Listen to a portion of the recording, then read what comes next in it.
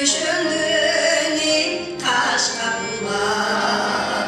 Türk'ün kadırcının, ağırcının alıp gelip tentekçeli kömüzdü, kömüzdü turkusu var.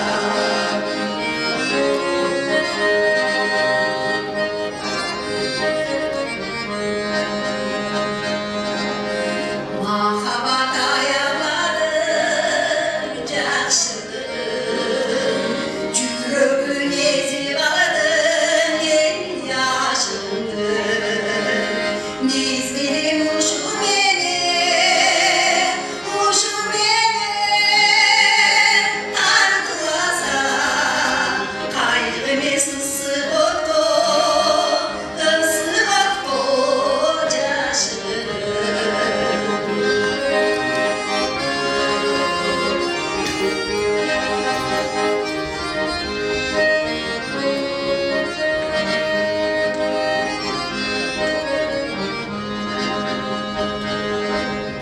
Süyünün kızma tuşu sıylaşıkla, lirik asaplarına ne yırdaşıkla.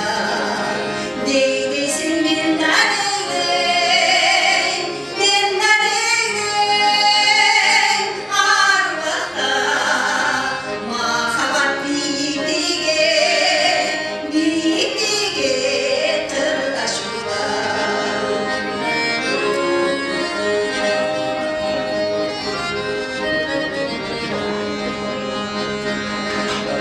Tavadım basan canım bir basalım, gönüldüm kömüz gözünü bir açalım.